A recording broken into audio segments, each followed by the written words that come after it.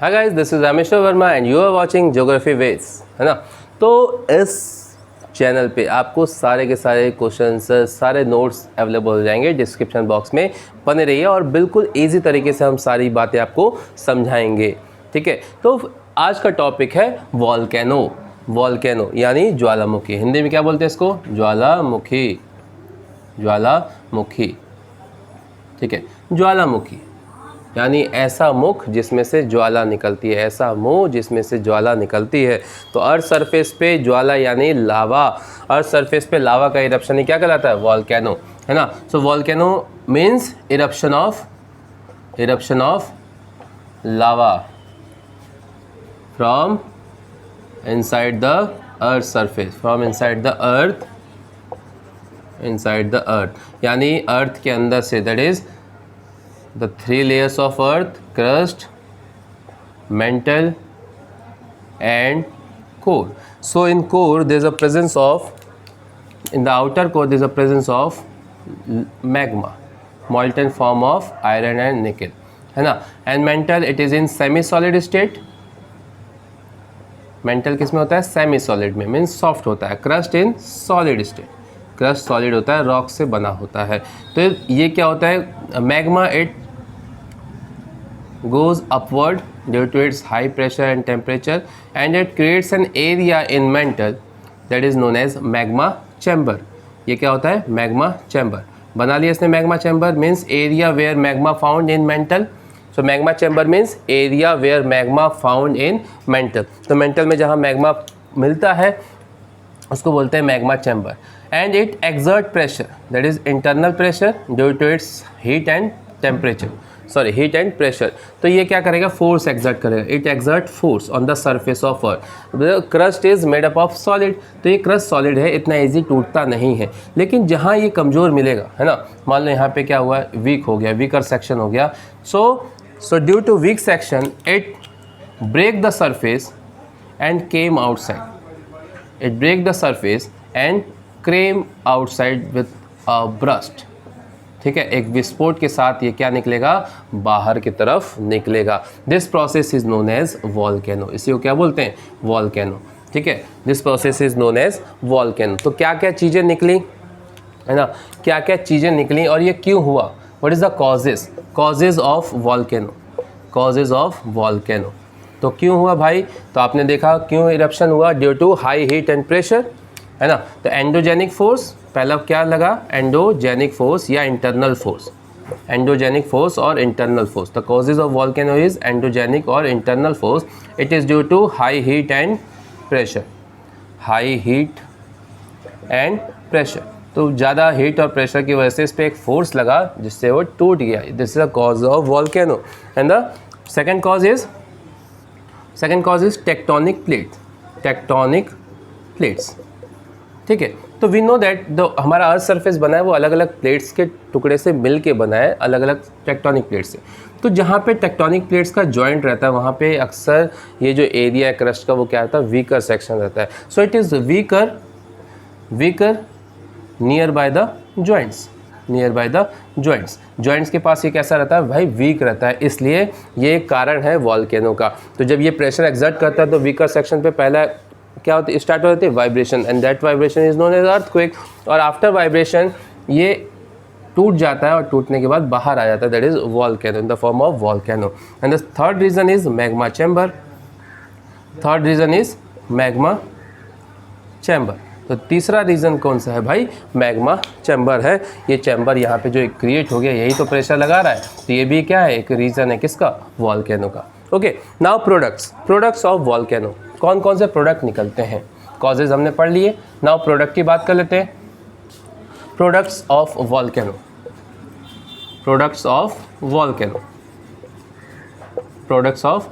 Volcano से कौन कौन से प्रोडक्ट्स निकलते हैं भाई? तो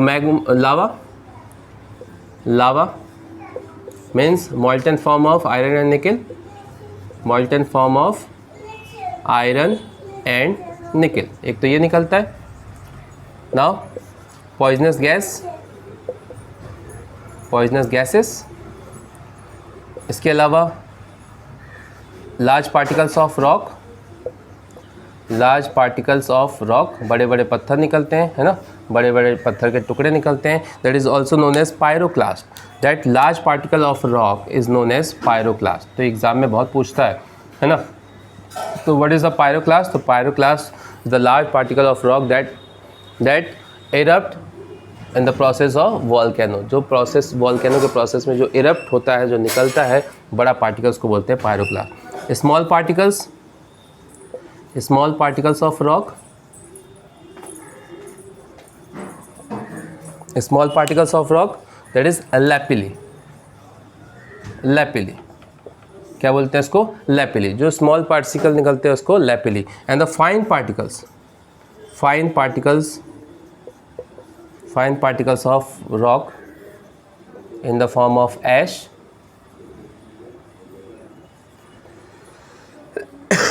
that is known as dust, इसको क्या बोलते हैं? dust. So these are the product we found in the volcano. तो volcano में ये चीज़ें निकलती। okay, now types of volcano, types of volcano.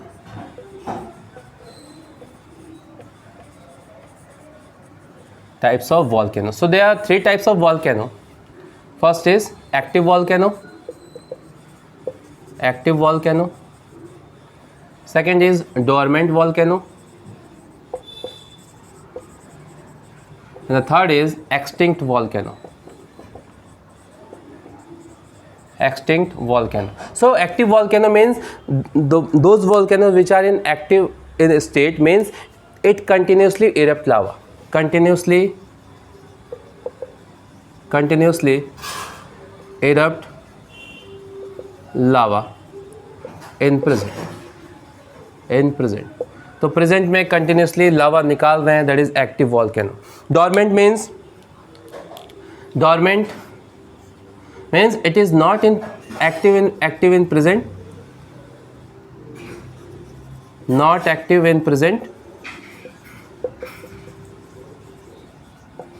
but in future it may be active. अभी प्रेजेंट में एक्टिव नहीं है, लेकिन फ्यूचर में कभी भी एक्टिव हो सकता है, that is known as dormant volcano या सुषुप्त ज्वालामुखी बोलते हैं। Next is extinct volcano. So not in present, neither in future, तो ना ही प्रेजेंट में एक्टिव है, ना ही फ्यूचर में एक्टिव रहेगा, इसको बोलते हैं एक्सटिंक्ट और डेड वॉल्केनो क्लियर? चलिए next is effects of lava. ठीक है, इफेक्ट की बात कर लेते हैं। Effects of lava, effects of volcano. What is the effect of volcano? Effect of volcano का क्या क्या इफेक्ट है? तो वॉल्केनो के इफेक्ट में 2 इफेक्ट आते हैं आपके, एक तो कंस्ट्रक्टिव, ओके, कंस्ट्रक्टिव इफेक्ट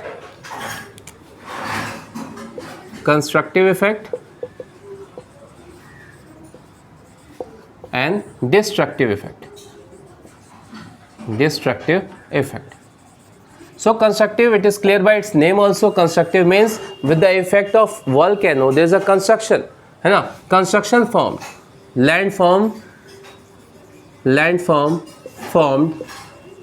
है ना, due to volcano, that is a constructive effect, that is volcanic mountain,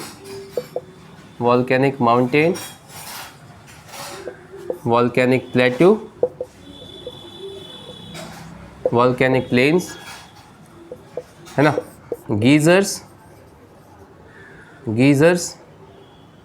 So what is the meaning of geysers? So geyser is a geothermal energy. It is a part of geothermal energy in which hot water came outside. Hot water came inside the surface of earth. अंदर से गर्म पानी निकलता है, that is geyser, है ना। So with the help of magma और lava present inside the earth. तो ये these are the constructive effect of volcano, what about the destructive effect, यानी क्या बिगाड़ता है? So it destroy the life and property, life and property, है ना। तो क्या करता है, लाइफ और प्रॉपर्टी को डिस्ट्रॉय कर देता है। It emits poisonous gases, it emits poisonous gas. So all these are came under destructive effect. तो ये क्या है, आपके डिस्ट्रक्टिव इफेक्ट हैं। Okay, now important volcanic zone. तो इम्पॉर्टेंट वॉल्केनिक जोन की बात कर लेते हैं कि सबसे ज़्यादा वॉल्केनो है कहाँ पे। इम्पॉर्टेंट वॉल्केनिक जोन, तो वॉल्केनिक जोन, तो जो जोन बहुत ज़्यादा इम्पॉर्टेंट है, first is Pacific belt and inter mid world mountain belt, mid world mountain belt, है ना। सो पैसिफिक बेल्ट एक्टिव, है ना। 80% of total active volcano, 80% active volcano found in Pacific belt, है ना। तो साउथ अमेरिका, नॉर्थ अमेरिका, ठीक, ये होते हुए पूरा ऐसे जापान, ठीक है, साउथ अमेरिका, नॉर्थ अमेरिका, और ये पूरा जापान, फिलीपींस, ये एक पूरा एक पैसिफिक बेल्ट बनता है। This is consider as ring of fire, ring of fire, okay, Pacific ring of fire. So why it is considered as ring of fire? Because 80% of the total active volcano found in this belt. तो दुनिया के जो 80% total active volcano है इसी belt में मिलते हैं, इसीलिए इसको बोलते हैं पैसिफिक रिंग ऑफ फायर। क्यों? क्योंकि यहाँ की जो विड्थ है क्रस्ट की वो बहुत कम है, इस वजह से यहाँ एक्टिव वॉल्केनो बहुत ज़्यादा है। And the rest is found in mid world mountain belt, mid world mountain belt, है ना। तो जो मिड वर्ल्ड और माउंटेन वाले बेल्ट हैं, मिड वर्ल्ड के जो माउंटेन बेल्ट हैं, वहाँ भी वॉल्केनोज हैं 20%, ठीक है। तो मैक्सिमम वॉल्केनो कहाँ पे है, पैसिफिक बेल्ट में है। So this is all about in this chapter. बने रहिए हमारे वीडियो के साथ, लाइक और सब्सक्राइब करना ना भूलें, जिससे कि हमें इंकरेजमेंट मिलती रहे और हम ज़्यादा से ज़्यादा आपके लिए वीडियो बनाते रहें। Thank you and have a nice day.